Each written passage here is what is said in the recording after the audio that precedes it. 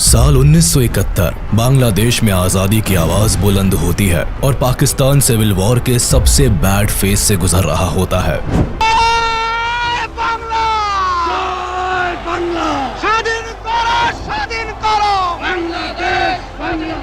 Pakistani army और Bangladeshi revolutionaries के बीच एक तरफ बड़ा घमासान जारी रहता है, वहीं दूसरी तरफ बांग्लादेश खुद को एक अलग देश घोषित कर चुका होता है। इसी बीच 3 दिसंबर 1971 को भारत के खिलाफ पाकिस्तान ऑपरेशन चंगेज खान लॉन्च कर देता है।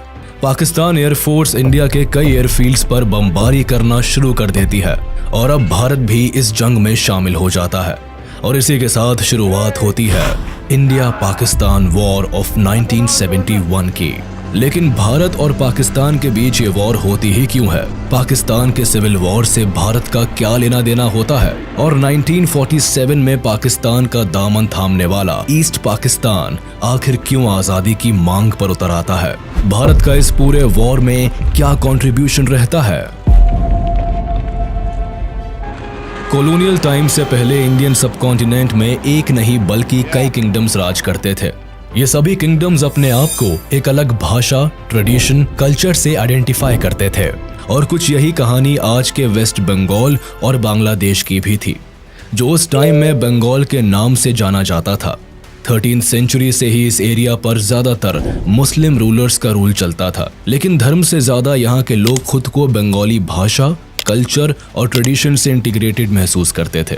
अलग अलग धर्म से होने के बाद भी यहाँ कम्युनिटीज में यूनिटी एग्जिस्ट करती थी। 1757 में बंगाल में ब्रिटिश राज आने के बाद कम्युनिटीज के बीच धर्म की खाई गहरी होती जाती है, लेकिन एक चीज जो हमेशा कॉमन रहती है वो है बंगाली एथनिसिटी। 1947 में ब्रिटिश रूल के खत्म होते ही भारत को आजादी मिलती है, लेकिन ये आजादी भारत को 2 देशों में बांट देती है, भारत और पाकिस्तान। मुस्लिम मेजॉरिटी लोग पाकिस्तान को चुन लेते हैं, जबकि भारत खुद को लोकतांत्रिक देश घोषित करता है। धर्म के नाम पर हुए इस विभाजन से दोनों देशों की बाउंड्रीज तो तय हो जाती है, लेकिन एक ही कल्चर, ट्रेडिशन और लैंग्वेज को फॉलो करने वाले रीजन्स 2 अलग मुल्क का हिस्सा बन जाते हैं। जैसे आधा पंजाब पाकिस्तान को मिलता है और आधा भारत का हिस्सा बनता है। पार्टीशन की लकीरों से बंगाल भी अछूता नहीं रहता है। स्टार्टिंग फेज में पूरा बंगाल रीजन पार्टीशन को स्ट्रांगली अपोज करता है, लेकिन जब विभाजन की मांग तेज होती है तो बंगाल का वेस्टर्न रीजन भारत में शामिल हो जाता है।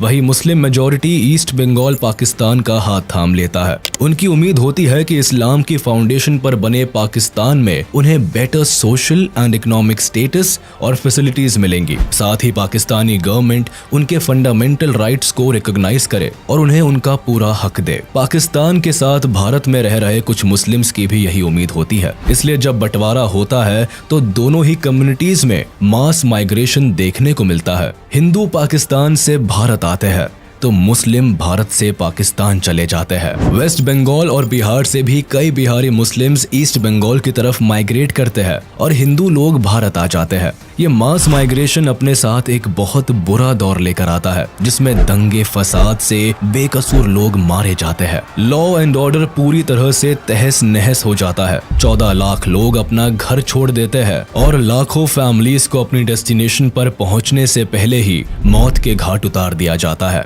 मरने वालों की संख्या 2 लाख से 20 लाख तक बताई जाती है।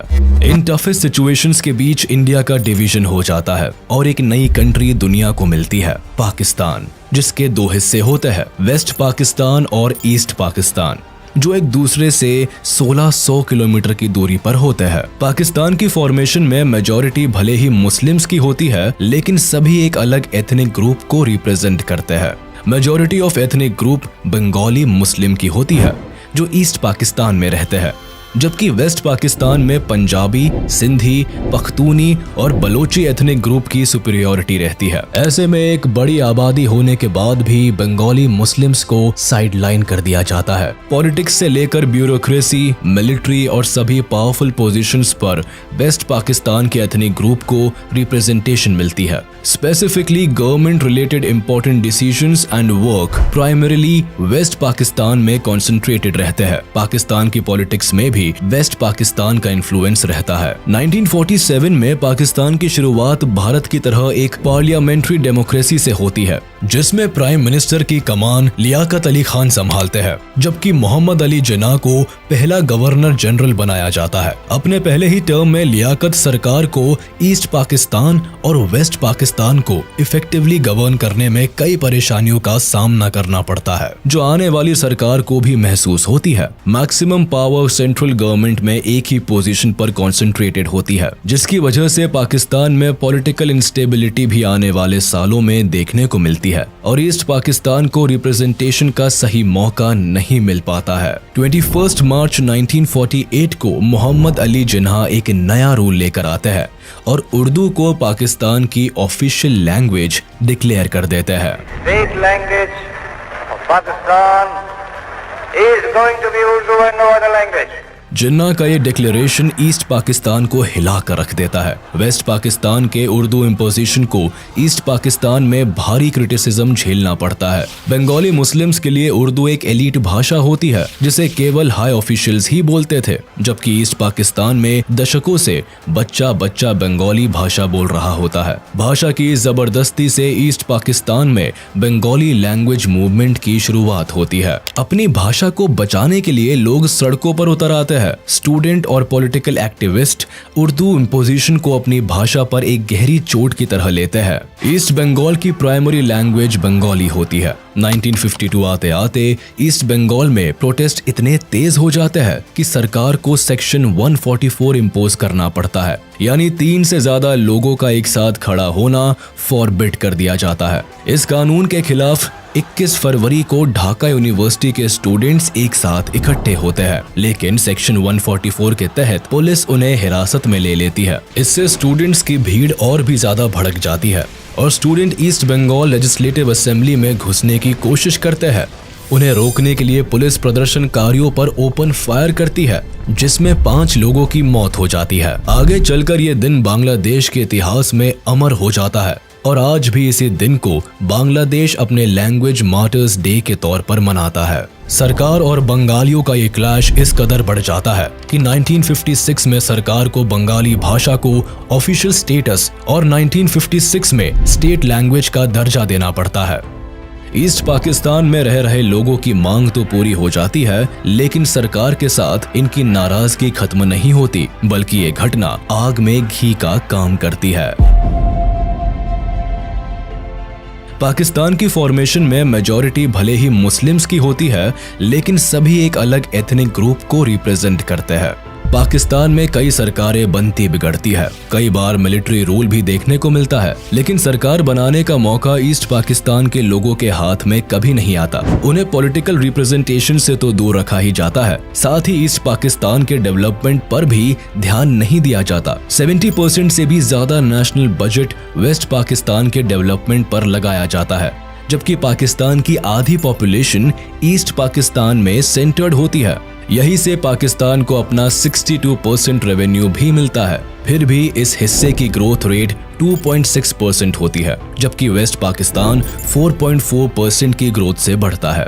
एक ही देश के दोनों हिस्सों में इस हद तक इकोनॉमिक डिस्क्रिमिनेशन होने से गवर्नमेंट और बंगाली लोगों के बीच की खाई गहरी होती चली जाती है। 1966 में मामला तब ज्यादा बिगड़ जाता है जब ईस्ट पाकिस्तान की अवामी लीग पार्टी सेंट्रल गवर्नमेंट के सामने इकोनॉमिक डेवलपमेंट को लेकर 6 पॉइंट की डिमांड उठाती है। पार्टी के लीडर शेख मुजीबुर रहमान इन डिमांड्स को पेश करते हैं, जिसमें साफ कहा जाता है कि ईस्ट पाकिस्तान को एक ग्रेटर ऑटोनॉमी बना दिया जाए, इसके रिसोर्सेज को यूज करने की पावर ईस्ट पाकिस्तान की सरकार के हाथ में दी जाए, यहाँ तक कि ईस्ट पाकिस्तान की अपनी एक अलग करेंसी हो, साथ ही वहां एक अलग रिजर्व बैंक स्टैब्लिश किया जाए। इसके अलावा ईस्ट पाकिस्तान को फॉरेन रिजर्व रखने की पावर भी दी जाए और इनके पास अपनी एक अलग डिफेंस फोर्स हो। अवामी लीग की ये डिमांड सत्ता में बैठी सरकार की जड़ें हिला देती है। इन पॉइंट से जाहिर होता है कि ईस्ट पाकिस्तान को इंडिपेंडेंट कंट्री बनाने की कोशिश की जा रही है। सरकार इन सभी पॉइंट्स को रिजेक्ट कर देती है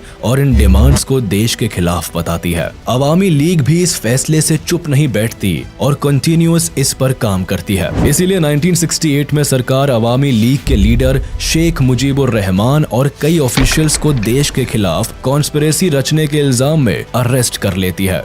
उस वक्त पाकिस्तान में जनरल अयूब खान की सरकार होती है और वो इल्जाम लगाते हैं कि अवामी लीग अगरतला में भारत सरकार के साथ मिलकर एक आजाद देश बनाने की साजिश कर रही है। लेकिन उनके ये सभी चार्जेस ईस्ट पाकिस्तान में काम नहीं करते, क्योंकि तब तक शेख मुजीबुर अवाम के बीच एक पॉपुलर लीडर बन चुके होते हैं। यह बंगाली अवाम के लिए उनकी आवाज बन चुके होते हैं। लोग अपने सुनहरे भविष्य की उम्मीद अवामी लीग से लगाकर रखते हैं।